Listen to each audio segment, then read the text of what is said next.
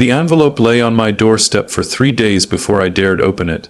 Ivory, heavy paper, embossed with gold script, an invitation to a wedding. My hands trembled as I held it, my heart thudding painfully in my chest. It was from Arjun. Arjun, the man I once dreamed a lifetime with, the man who promised me forever under the sky full of stars, and then shattered those promises without a word. He was supposed to be mine, and I his, but life had other cruel plans. We had loved fiercely with all the reckless passion of youth. I remember the nights we spent, whispering dreams and secrets, the laughter echoing in the quiet corners of our world. But somewhere along the way, it all slipped through my fingers like sand.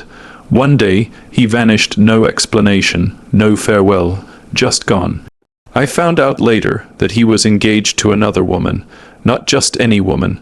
His fiancé was someone I barely knew, but whose name now stung like acid whenever I heard it. The woman who stood where I should have stood, at his side, promising the same vows I once had hoped for. And now, the invitation. It was to his daughter's wedding. I stared at the words, "Please join us in celebrating the marriage of my beloved daughter, Anaya." The irony was unbearable. The man who left me broken was now tying the knot with someone else's daughter, stepping into a new family, new promises.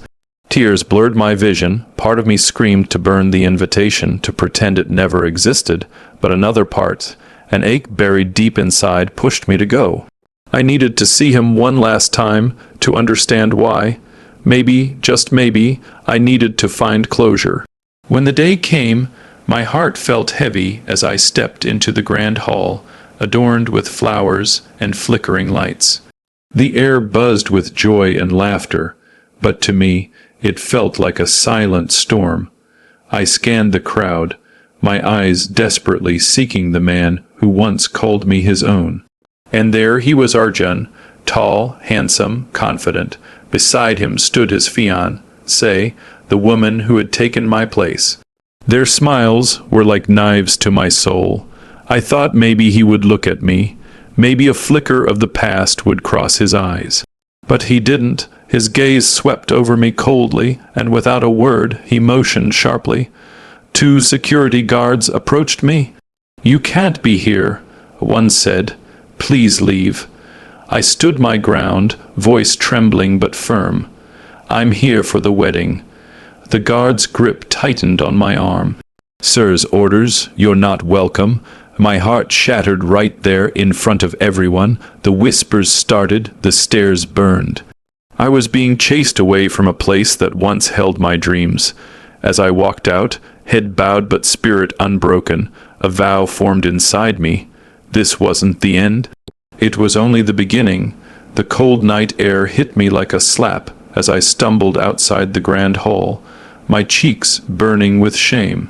The murmurs of the guests followed me like shadows. I wiped the tears that threatened to spill, but I refused to let them fall. Not here, not now. How could he do this to me? The man I loved, the man I trusted with my entire heart, had not only replaced me, but humiliated me in front of everyone I knew. I wasn't just an unwelcome guest. I was a ghost from his past he wanted erased, forgotten. Yet, as I sat on a cold bench under a flickering street lamp, a strange resolve began to grow inside me. I refused to be broken. I refused to disappear quietly. I thought back to the last time I spoke with Arjun. It had been months ago, a brief, painful conversation that ended with silence. I had asked why, begged for the truth, but he only looked away. He said nothing, and I was left drowning in questions and heartbreak. Determined to understand, I stayed nearby, lingering in the shadows where no one would notice me. That's when I overheard whispers, fragments of conversations between Arjun's fiancée and her family that made my blood run cold. "She's dangerous," I heard the woman's mother say. "If Arjun ever finds out what she's really like, this wedding will fall apart." "Don't worry," the fiancé replied with a cold laugh. "No one will believe a word from that woman's past. Arjun's heart belongs to me now. Dangerous past.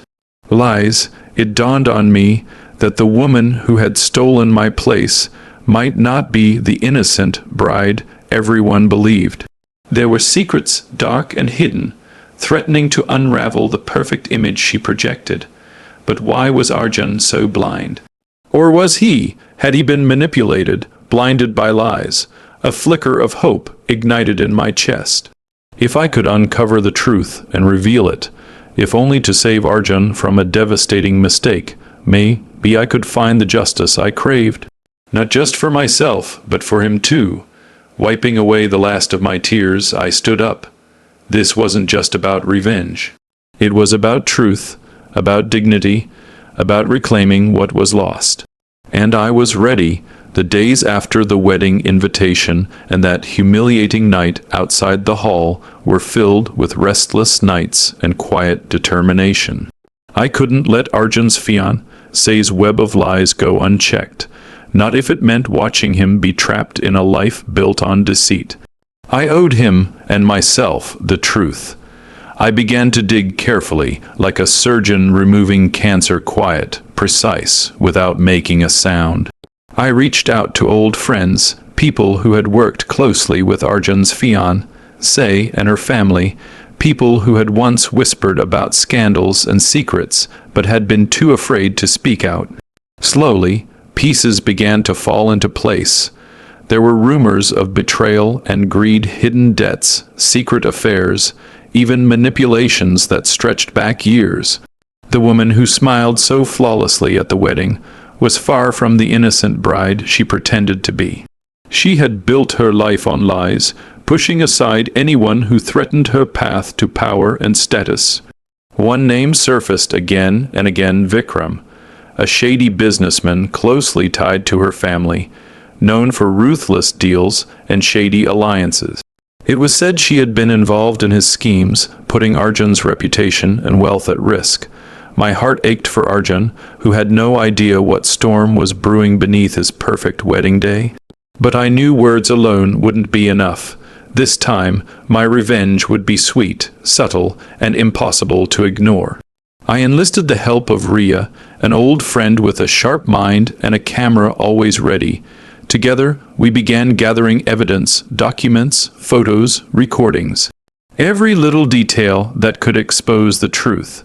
While the world saw a perfect wedding, I was quietly preparing a storm that would shake its foundation. Every night I rehearsed the moment I would reveal everything, not with malice but with grace. I wasn't out for destruction. I wanted Arjun to see clearly, to wake up from the dream he was living. And maybe, just maybe, I could finally reclaim the dignity they tried to steal from me. The day of the final celebration arrived. A grand event meant to seal the union between Arjun's daughter and her fiancé's family, glittering with elegance and false smiles. I stood among the crowd, disguised in the guise of a guest, though my heart pounded like a war drum beneath my calm exterior. I clutched the folder tightly, the culmination of weeks of quiet work. Photographs, documents, recorded conversations, proof enough to shatter the illusion. I knew that when the truth came out, it would hurt, but it would hurt far less than a lifetime of silence and betrayal. As the reception buzzed with laughter and clinking glasses, I found Arjun. His eyes flickered in surprise when he saw me, then hardened. The warmth I once knew was gone, replaced by confusion and a guarded coldness, but I had come too far to turn back now. With a steady voice that silenced the music and chatter around us, I began to speak. I told the story of lies, deceit, and manipulation, of secrets that had been buried to protect false facades. The guests turned their eyes toward me, shock rippling through the room. Arjun's face paled as I presented the evidence: the ties to Vikram, the secret deals, the betrayals that threatened not just his reputation, but the future of his family. For a moment the room was still, then the fiancé's mask cracked. Her confident smile faded, replaced by anger and desperation as the truth came to light. She tried to deny it, to dismiss it as slander, but the proof was undeniable. Arjun looked at me then, not with anger, but with a mixture of regret and gratitude. "Why didn't you tell me sooner?" he whispered. "Because I needed to be sure," I replied softly, "because I needed to stand tall even when I was pushed away." In that moment, something shifted. The past pain didn't disappear, but the heavy weight of betrayal lifted. Forgiveness wasn't immediate, but it glimmered like the first light of dawn. I realized that revenge wasn't about breaking others. It was about healing myself, about reclaiming my dignity with grace, not bitterness. As I walked away from that night, I felt something I hadn't felt in a long time: peace. The past was behind me, the future unwritten, but mine to shape.